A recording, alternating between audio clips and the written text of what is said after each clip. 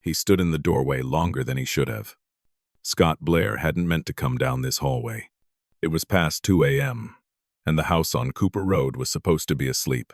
Then he heard it. Not loud crying. Not panic. Just a child's voice breaking quietly, like she was afraid of being heard. Scott stopped at a door he'd never opened before. Inside, a little girl sat upright on a small bed, clutching a worn stuffed animal. Her eyes were wet, but her body was still like she'd already learned how to cry without moving.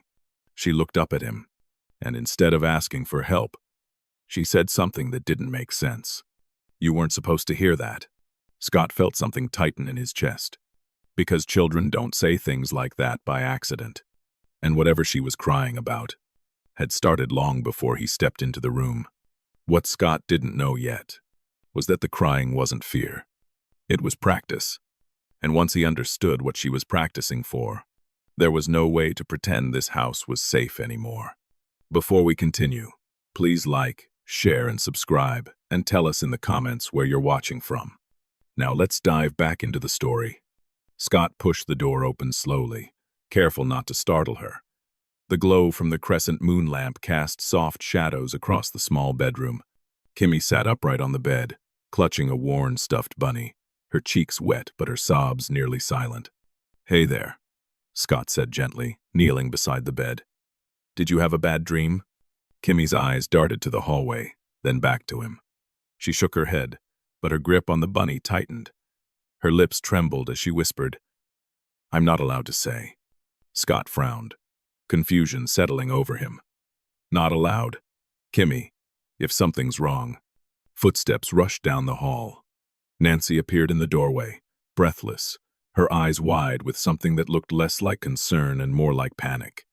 "Sir, I'm so sorry she woke you," Nancy said, her voice too fast, too rehearsed. "She's just tired. Bad dreams. You know how kids are." But her hands were shaking. Scott stood slowly, watching Nancy's forced smile, the way her body angled protectively between him and her daughter. Some children learn fear before they learn language. This wasn't the behavior of a child scared of monsters under the bed. This was something else. "Nancy, it's fine," Scott said carefully. "I just want to make sure she's okay." "She is. She will be." Nancy moved toward Kimmy, smoothing her daughter's braids with trembling fingers. "Come on, baby." Kimmy looked up at her mother, then at Scott. Her small voice broke the silence. "It's only like this when the house is quiet." Nancy's breath hitched. "Kimmy, hush now." Scott's chest tightened. Some kids cry for comfort, and some cry because they're trying not to make noise. There was a discipline to Kimmy's tears, controlled, contained, like she'd been taught how to suffer without disruption. "What do you mean, quiet?" Scott asked, his voice low. Nancy stood abruptly, lifting Kimmy into her arms. "Please, Mr. Blair. It's nothing. Just let me handle this." But as Nancy turned toward the door, Scott saw it clearly. Kimmy wasn't crying out of sadness. She was crying with precision, her small shoulders barely moving, her breath measured and deliberate. Scott noticed. Kimmy cries silently like she's practiced. And that realization settled into his bones like ice. Scott stepped into the hallway, pulling the door nearly closed behind him. He should have walked away. Should have let Nancy handle her daughter's nightmares and returned to bed. But something kept his feet planted on the hardwood floor, his hand still resting on the door frame. Through the crack in the door, he heard it. Kimmy's voice, barely a whisper, trembling through her tears. "Elliot, Tuesday. The folder. Don't tell." Scott's breath caught. He leaned closer, his pulse quickening. "Don't tell. Elliot. Tuesday." The words tumbled from her lips like a prayer she'd been forced to memorize, over and over, until they became reflex. Nancy's voice cut through the darkness, sharp and desperate. "Kimmy, baby, that's enough." Scott pushed the door open slightly. Why is she saying Elliot's name? Nancy's head snapped toward him, her eyes wide with something close to terror. She stood between Scott and the bed, her body a barrier. Please, Mr. Blair, don't ask her that. Nancy, what's going on? Scott's voice was low, controlled, but his mind was racing. Elliot Crane, his estate manager, the man who handled everything from security schedules to vendor contracts. Truth doesn't always scream. Sometimes it trembles. It's nothing, Nancy said, her voice cracking. She hears names around the house. That's all. Kids repeat things they don't understand. But Kimmy wasn't babbling. She was reciting. There was rhythm to it. Structure like she'd been drilled. Scott took a step forward. Kimmy, sweetheart, what are you trying to remember? Sir, please. Kimmy's small voice broke through. If I forget, Mommy gets in trouble. The room went silent. Nancy's knees seemed to buckle slightly. She gripped the edge of the bed frame, her face draining of color. Kimmy, no. Scott's chest tightened. Scott realizes this isn't a child problem. It's an adult system problem. A 7-year-old doesn't carry information like cargo unless someone's made her the courier, unless forgetting has consequences. He looked at Nancy, really looked at her, the exhaustion carved into her face, the way her hands shook, the desperate plea in her eyes. Nancy, Scott said quietly, his voice steady but firm. What does Elliot have on you? Nancy's lip quivered. She opened her mouth, then closed it. Tears welled in her eyes, but she said nothing. If I forget, Mommy gets in trouble. And Scott knew whatever was happening in his house. It had already wrapped around this woman and her child like a noose. Scott waited until Kimmy finally drifted off, then followed Nancy down the hallway to the service corridor. The overhead light flickered as he closed the door behind them, sealing them away from the rest of the sleeping house. Nancy, you need to tell me what's happening. She wrapped her arms around herself, her uniform wrinkled from the late hour. Mr. Blair, I appreciate your concern, but stop. Scott's voice was firm but not harsh. You can't pretend I didn't just hear your 7-year-old reciting my estate manager's name like she's been programmed. Talk to me. Nancy's shoulders sagged. She looked away, blinking hard. I overheard things, grown conversations, while I was cleaning the West Wing offices. Names, dates, movements, things that didn't sound right. Then you should have told me. And if you weren't the safe one. Nancy's voice cracked, her eyes finally meeting his. The question hung between them like smoke. Scott felt the words hit him in the chest. You think I'm not safe? I think safety changes when people start losing, Nancy said quietly. Fear teaches silence the way faith teaches prayer. I've worked in houses like this before, Mr. Blair. Big houses, important people. And I've learned that when you're the help, you don't always know who's holding the power and who's just sitting in the chair. Scott stared at her, stunned. He'd always thought of himself as approachable, fair. But standing here now, seeing the tremor in Nancy's hands, he realized how differently the world looked from where she stood. So you said nothing, Scott said slowly. I said nothing because I have a daughter to protect. Nancy's voice hardened. And because money doesn't fix problems like this, Mr. Blair. Money buries them, with people still inside. The silence stretched between them, heavy and suffocating. Sometimes adults call it keeping peace, when it's really a child, learning to carry the weight. Scott ran a hand through his hair.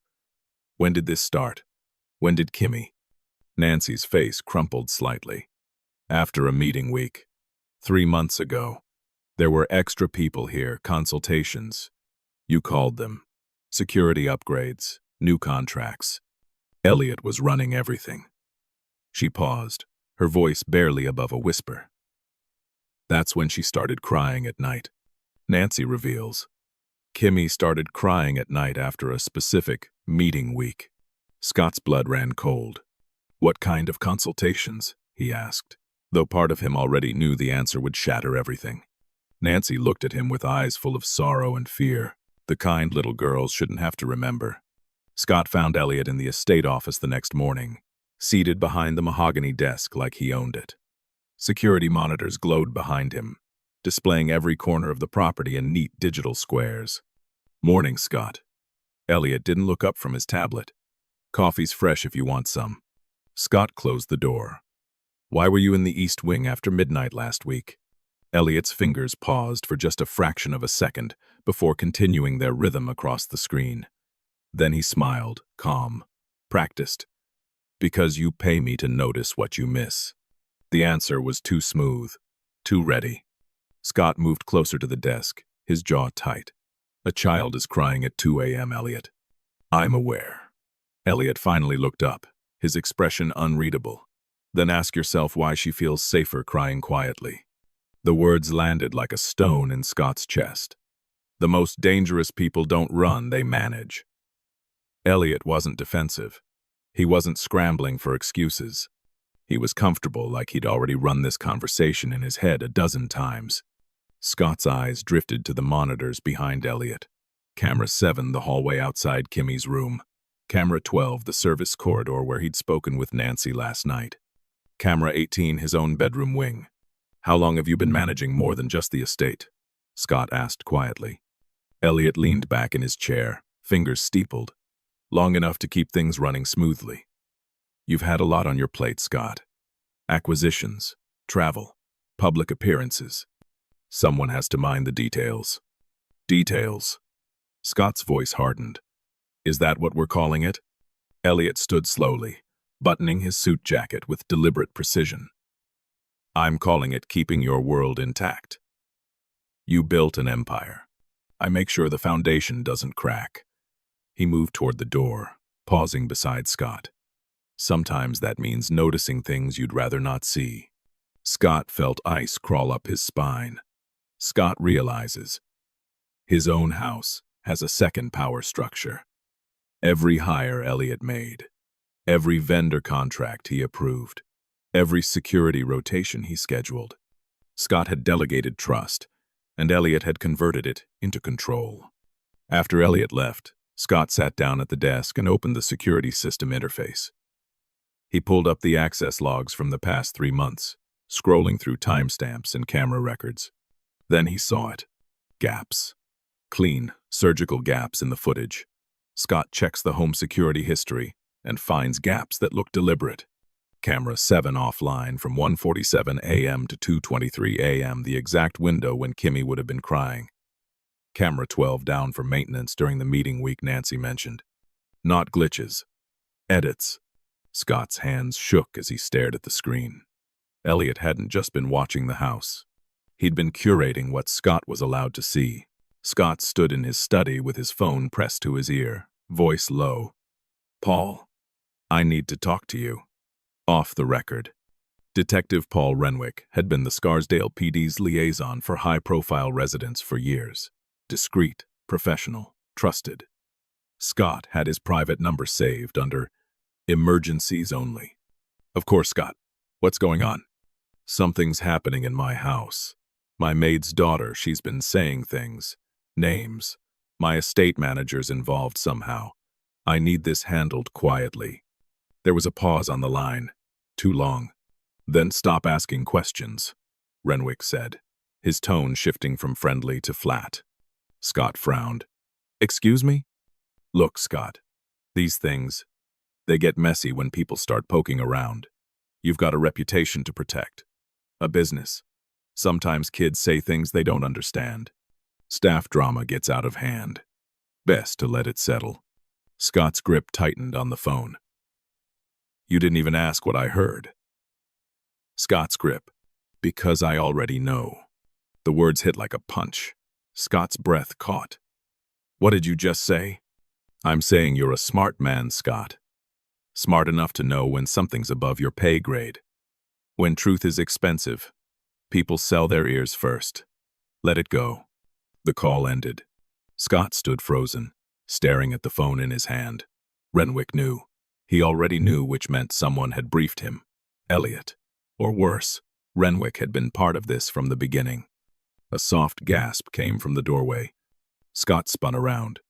Nancy stood there, a cleaning caddy in her trembling hands. Her face had gone ashen, her eyes wide with recognition and terror. "Nancy?" She set the caddy down slowly, like her hands couldn't hold it anymore. "That detective," she whispered, her voice hollow. Nancy whispers, "That detective. He's the reason I never spoke." Scott crossed the room in 3 strides. "What are you talking about?" Nancy's eyes filled with tears. 3 months ago, after Kimmy started having nightmares, I tried. I went to the station. I didn't give names, just asked questions about what to do if you saw something wrong but didn't know who to trust. And Renwick pulled me into a private room, told me he appreciated my civic concern. Her voice cracked. Then he mentioned Kimmy by name. Said it would be a shame if immigration started asking questions about my work visa status. Scott felt his stomach drop. Jesus, Nancy. He never asked what I saw. He just made sure I knew he was watching. Nancy wiped her eyes with shaking hands. If you've ever trusted a uniform just because it looked official, this is why stories like this hurt. Scott's mind raced. No police, no authorities.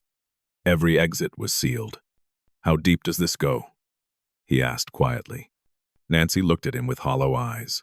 "Deep enough that your detective knows when you make a phone call before you even finish dialing." Elaine's heels clicked across the marble foyer as she entered the study without knocking. She closed the door behind her with controlled precision, her expression carved from ice. "We need to talk about your sudden interest in the staff." Scott looked up from his desk. "How did you—" "Elliot called me. Said you've been asking questions, making phone calls."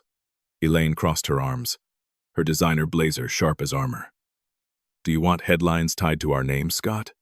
Because this is how you get them. A child is crying at 2 a.m. in my house, Elaine. Then hire a child psychologist. Quietly, discreetly." Her voice was calm, surgical. "What you don't do is start interrogating staff and calling detectives like we're running some kind of crime scene. You're creating a problem where there doesn't need to be one."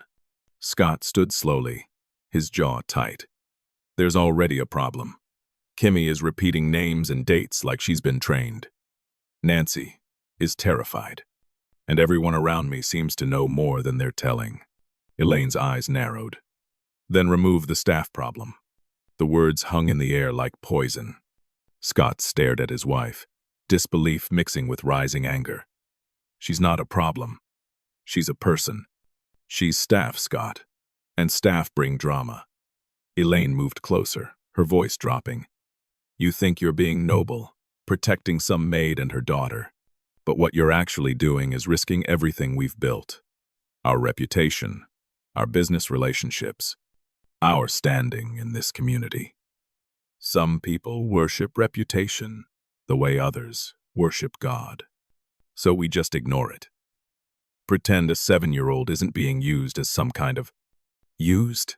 Elaine laughed bitterly. "You don't even know what you're looking at.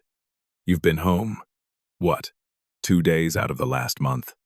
And suddenly you're the moral authority on household operations." Scott froze. "What are you saying?" Elaine's expression shifted just for a moment. Something flickered behind her eyes. Guilt. Knowledge.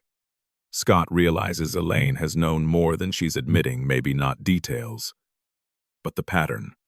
"I'm saying you need to be careful," Elaine said quietly, her tone changing.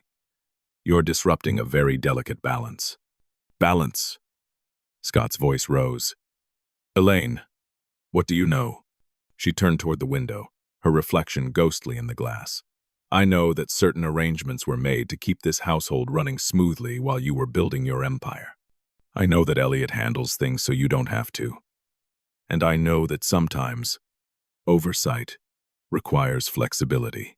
Scott felt his blood run cold. "You knew something was wrong." Elaine didn't turn around.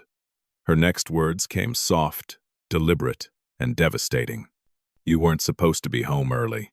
The room seemed to tilt. Scott's mind raced backward, the canceled Tokyo trip, the last-minute flight change, the unexpected return at 1 a.m. instead of Thursday afternoon. "What happens when I'm not home, Elaine?" She finally turned, her face unreadable. "Things run smoother when you're not asking questions." Scott waited until the house was quiet again, until Elaine had left for her charity luncheon, until Elliot was off the property for a supposed vendor meeting. He found Nancy in the laundry room and spoke gently but firmly. "I need to talk to Kimmy, just me and her. You can stay in the room if you want. But Nancy, I need to hear it from her." Nancy's hands twisted the towel she was folding. After a long moment, she nodded. They sat together in the small reading nook off the main library, Scott on the floor, Kimmy on the window seat with her stuffed bunny. Afternoon light filtered through the curtains, making the moment feel almost normal, almost safe. "Kimmy," Scott said softly, "why do you cry at night?" Her small fingers gripped the bunny tighter. Tears welled in her eyes immediately, like they'd been waiting just beneath the surface. "Because I don't want to forget the words." "What words, sweetheart?" "The ones that keep Mommy safe." Her voice broke, and the tears spilled over. "Mr. Elliot," he said, "if I remember everything right, then Mommy doesn't get in trouble. But if I forget, or if I say them at the wrong time, or to the wrong person..." Scott's chest constricted. The heaviest burdens are the ones children carry quietly. He glanced at Nancy, who stood near the door with her hand over her mouth, silent tears streaming down her face. "What did Mr. Elliot tell you to remember?" Scott kept his voice gentle, though rage was building inside him like a storm. Kimmy wiped her eyes with the back of her hand. "Names, times, when people come and go, who talks to who. Sometimes he shows me pictures and asks if I saw them before." "Pictures of what?" "Papers, documents, things from your office." She looked up at him with eyes far too old for 7. "He said grown-ups forget things, but kids have good memories. He said I was helping." Scott felt sick. They'd weaponized her innocence, turned a child into a human recording device, because who would suspect a maid's daughter of corporate espionage? Some kids don't cry because they're weak. They cry because they've been strong for too long. "Kimmy, you're not helping him. You know that, right? What he's doing is wrong." She nodded slowly, fresh tears falling. "I know, but Mommy needs this job." And Mr. Elliot said. Her voice dropped to a whisper. Kimmy reveals. "Mr. Elliot said if Mommy talks, we won't live here anymore." The words hung in the air like a threat carved in stone. Scott's blood turned to ice. "Live here anymore." The phrasing was deliberately vague, ambiguous enough to mean eviction, deportation, or something far worse. And that ambiguity was the point. It kept Nancy paralyzed with fear, kept Kimmy crying quietly at 2 a.m., kept the whole system running smoothly. Scott looked at Nancy, then back at Kimmy. "You're safe now," he said, though he wasn't sure he could promise that yet. "Both of you. I'm going to make sure of it." But even as he said the words, he wondered, how do you fight a system that's already inside your own house? Scott didn't call a press conference, didn't involve lawyers who'd turn this into a media circus. Instead, he moved with surgical precision. Elliot's system access was revoked at 6 a.m. By noon, Scott had forensic accountants combing through 3 years of estate contracts. By evening, he'd quietly handed a dossier to the state attorney general's office, bypassing Renwick entirely with documentation of manipulated security footage, coerced silence, and exploitation of a minor. Elliot was gone by morning. No dramatic confrontation. Just a termination letter and a promise that cooperation would determine whether criminal charges followed. Detective Renwick received a different kind of message. A formal complaint filed with Internal Affairs, copied to the FBI's Public Corruption Unit. The investigation would be slow, bureaucratic, but irreversible. Scott found Nancy in Kimmy's room that night, tucking her daughter into bed. For the first time in months, Kimmy's face looked peaceful. "You should have been a child," Scott said quietly from the doorway. "I'm sorry you weren't allowed." Kimmy looked up at him with those 2 old eyes and nodded. She understood more than she should have to. Nancy walked Scott into the hallway, closing the door gently behind her. "Thank you," felt insufficient, so she didn't say it. "I'm going to make sure you never have to do it like that again," Scott said. "Full benefits, legal immigration support, Therapy for Kimmy, for both of you. Whatever you need. Nancy studied his face for a long moment. Then she spoke with quiet firmness. Then, don't make me invisible after you're done feeling guilty. The words landed like a challenge. Scott nodded slowly. I won't. Good. Nancy's voice softened. Because I did what I knew how to do. I survived. But my daughter deserves more than survival. She does. Scott agreed. Mercy isn't loud. It's consistent. Downstairs, Elaine packed a suitcase in silence. Their marriage hadn't exploded, it had simply revealed its foundation was hollow. She'd chosen reputation over righteousness, and Scott couldn't unsee it. She'd known. Maybe not everything, but enough. And she'd calculated that silence cost less than truth. She paused at the door. You're going to lose friends over this. Then they weren't friends, Scott replied. That night, for the first time in 3 months, Kimmy slept without crying. But Scott lay awake, staring at the ceiling, understanding that fixing this didn't erase it. The weight Kimmy had carried was lighter now, but she'd still carried it. That changes a child. If this story sits heavy on you, it's because it's not rare, it's just quiet. And children should never be the ones keeping adults safe. Scott thought about all the houses like his. All the staff who saw too much.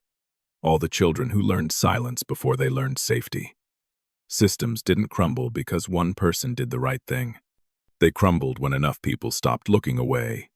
As dawn broke over Cooper Road, Scott made himself a promise. He would be consistent. Not perfect. Not a savior. But present. Accountable. Power doesn't always harm people by violence.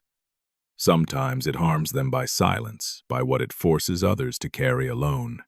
And he would make sure that in his house, at least, children got to cry like children, messy, loud, and without rehearsal. Because that's what healing actually looked like.